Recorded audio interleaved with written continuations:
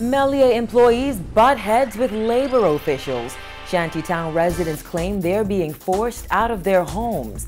The F&M to set up a VAT unit plus Island Luck to create 120 new jobs this year. We've got those stories and a whole lot more coming up tonight. I'm Vonnie Toot and NB12 starts now.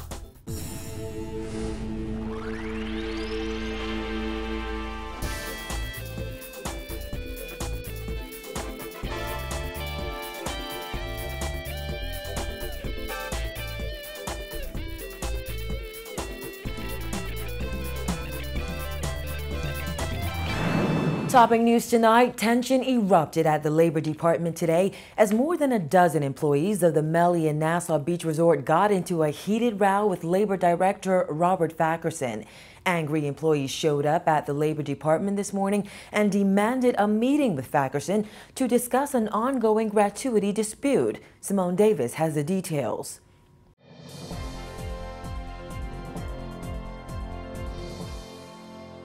When NB12 arrived at the Department of Labor this morning, the hotel union leaders and Melia employees were entering a meeting with the Director of Labor and lawyers. As soon as our camera started rolling, we were asked to leave the premises as Farquharson threatened to call the police and not start the meeting until we were completely out of the building. Excuse me, there will be no press in this meeting.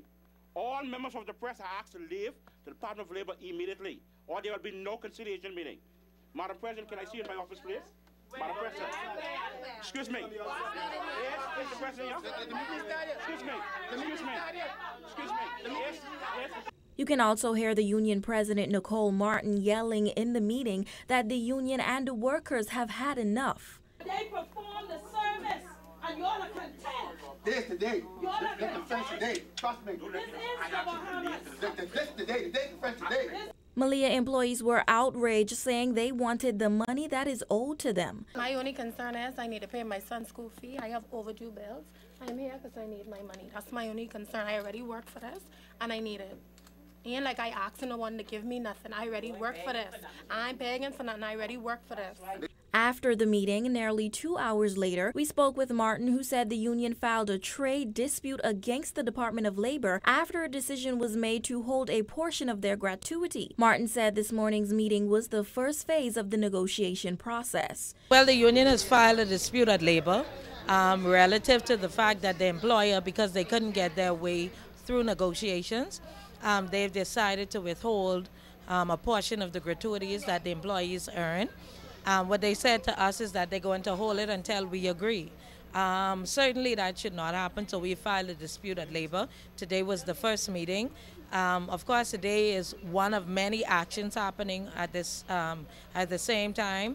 The court has obtained an injunction to stop us from striking. This happened just 1 month after Bahama officials made a decision to cut an automatic 15% gratuity from the bills of hotel guests effective December 9th. Senior Vice President of Bahama, Robert Sandy Sand, said that change was a result of Bahama's decision to transform Melia into an all-inclusive arrangement. Now, Martin says that there are already several matters before the courts regarding employees of Melia who she claims are basically working for free. There is really no action that can be taken because there's a court order restraining the union from doing anything in relation to this matter. And we're hoping that that injunction will be lifted next Wednesday. So really and truly it's a matter of these employees are actually working for free. That's interesting. And if you go there, and maybe you should go there and take a look at how things are operating. Are the guests being serviced? Yes, they are. And so we're going through the legal procedures. Certainly the union have international affiliations, and we've called on our international affiliations to step the pressure up. The union president added that the union will not give up easily, and they are prepared to fight and negotiate until workers get what they are owed. Bahamians need to wake up. They need to wake up. Everything that has happened in this country as far as an economic movement happened because of the #1 industry. The monies that is generated from that industry help to cause businesses to be open and to stay open. The 15% that everyone has a lot to say about. The union is certainly prepared to fight. We're prepared to fight and negotiate. We reached out to the Director of Public Relations at Bahar Mar, Paul Turnquest, who said the hotel cannot afford to continue to overpay employees in gratuities, and Melia is trying to ensure that the new developments and transitions are economically viable and in the best interest of everyone. Reporting for NB12, I'm Simone Davis. Residents of a shanty town off Cowpen Road say they're being forced out of their homes, but government officials aren't the ones asking them to leave. Kyle Joaquin tells us more. I'm in another shanty town in southern New Providence. Now these residents have already been asked to leave, but they say they're actually going to wait it out until they see the other homes start to come down around them. For several months, the government has been in the process of demolishing shanty towns throughout New Providence. The residents, most of whom were Haitian nationals, had to either find another place to live or head back to Haiti. Some, like the one off 8th Avenue, were completely demolished, and then some, like the one off Fire Trail Road, saw a few of the homes destroyed by fire. But this one just off Cowpen Road still stands, but there's no telling for how long. The walls of these homes have already been labeled with the words, "Move this." Now, unlike in the other shanty towns where the government told the people they had to leave before they tore down the homes, these residents say it is their landlord who requested that they vacate the property. He says somebody living on yard free. He said somebody no pay. He put that for government. He tell government that. He say government break all house. Yeah. So, how long have you been living here? People are living a long time. Yeah, long time. Do you know where you would go? Yeah. Yeah, you live in a long time. Where would you go if you have to leave here? I don't know. I don't know that. Now, the landlord, according to the residents, lives in Nassau but works on a family island. Stanley Derival works in landscaping. He says he knows the time is coming for them to pack up and leave. He just doesn't know when. But when that happens, he said he'll just have to find an apartment. How long were you living here? A couple of years ago. 2 years, I think. So when did the landlord put this up on the walls to say they have to leave? Or when did he tell you you have to leave? Couple of months ago, I think. The government's new immigration policy has seen many foreign nationals living in the Bahamas with no legal status deported. The policy has gained much negative attention both locally and internationally, even to the extent that Foreign Affairs and Immigration Minister Fred Mitchell had to explain the policy to the Permanent Council of the Organization of American States. Mitchell has already stated, though, that they plan on taking the enforcement of the new policy to Abaco this month. This woman lives in a home sitting next to the shanty town. She said she's actually with the government on this new immigration policy. Some people don't have working permit. He say go out, go Haiti. He's supposed to go Haiti. If he don't need illegal resident, see, he's supposed to understand. So you think if you're here illegally, if you don't have a work permit, you should leave then? Yeah, if I don't have, I suppose leave, I go. Because I ain't born here. If I have, because I'm resident, yes. When I resident, once he come pick up my residence, he tell me go. I go because I don't born here. That's okay. The landlord could not be reached for comment. Reporting for NB12, I'm Kyle Joaquin. The Free National Movement plans to establish its own value-added tax unit to bring concerns or misuse of the tax to government's attention. Party leader Dr. Hubert Minnis announced plans to set up the unit during his New Year's address last night. Minnis also promised a revitalized Public Accounts Committee and recommended that government introduce a tax-free shopping day. Dana Smith reports. Hitting out at government for mismanaging VAT implementation. Minnis said the taxes rollout has been filled with confusion and difficulty. To this end, the FNM will establish its own VAT unit to be headed by the party's deputy leader. Minnis said the unit will bring the public's concerns about the tax to the attention of government. The FNM will create a special VAT unit headed by my deputy leader, Peter Turnquest. We encourage the public to contact the FNM VAT unit with all concerns and issues. The unit will seek to advocate and bring to the government's attention these issues and concerns, and will seek to have them resolved for the public. We will be releasing contact details for the unit in the upcoming weeks. Value-added tax was one of the key topics Minnis touched on during his New Year's address last night. Encouraging the public to use wise budgeting practices, Minnis said VAT will increase the cost of living and will cause a price hike in most items and services. He said his party is already very concerned by reports of overpricing, and as such, the F&M will be vigilant and watchful with the best interests of the people at heart.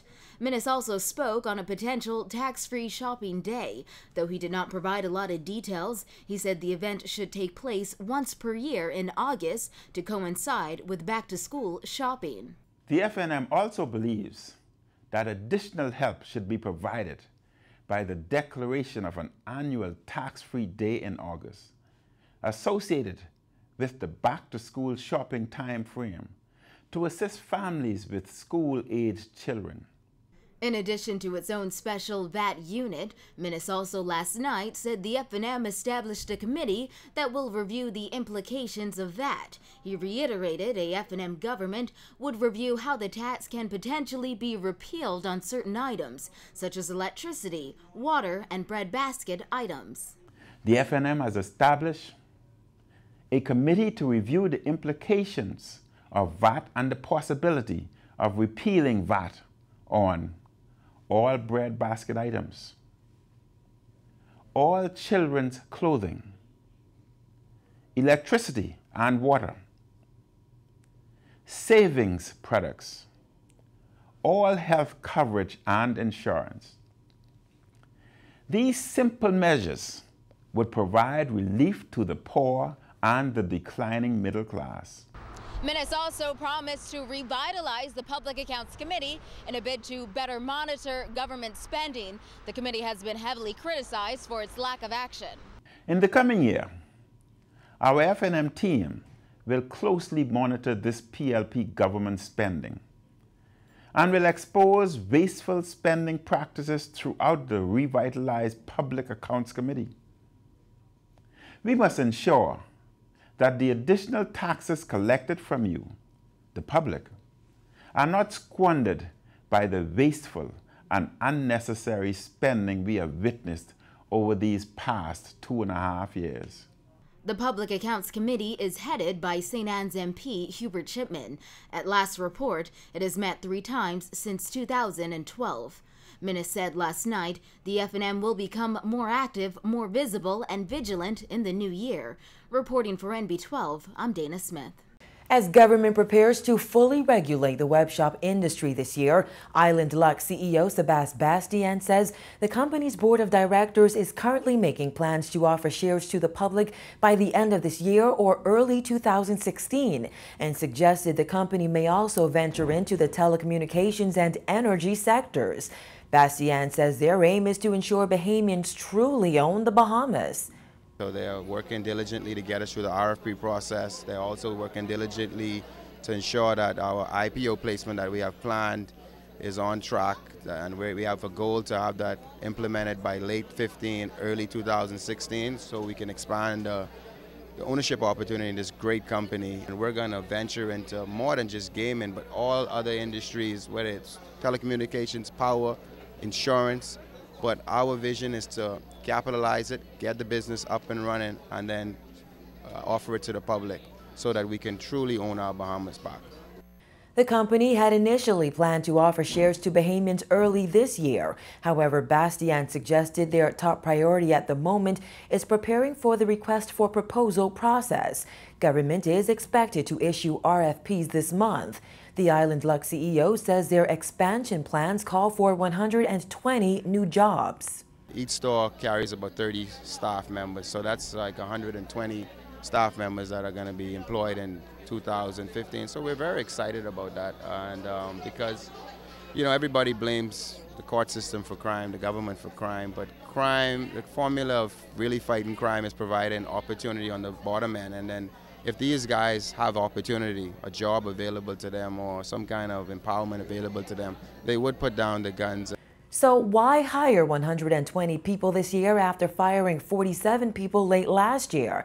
Well, Bastian says when the new Gaming Act came into force in November 2014, they had to lay off personal device apparatus operators whose positions were not provided for in the legislation. However, he says the company helped those mobile bookies to set up their own businesses. A lot of our PDAs that was displaced are now operating from a standalone location because the law doesn't allow for mobile gaming to be moving around. It has to be at an approved premises. From the courts, a 29-year-old man has been charged in connection with the recent murder of Calderon Hall. Police say the victim was sitting in his Honda Accord at Deliverance Way off Malcolm Road on Saturday when a gunman approached him and shot him multiple times. Latario Missick was charged today with Hall's murder and 2 counts of possession of a firearm with intent to endanger the lives of Johnny Guerrier and Edvardo Ferguson. The Malcolm allotment resident was not required to enter a plea and was remanded to prison. Missick will return to court in March. Meantime, 24-year-old Anthony Ferguson of Dorset Alley has been charged with the murder of Arthur Culmer, who was gunned down on Christmas Eve. According to police reports, 2 men were standing on Dorset Alley when a man on a motorbike opened fire on them. Ferguson was not required to enter a plea and was remanded to prison. He returns to court in March.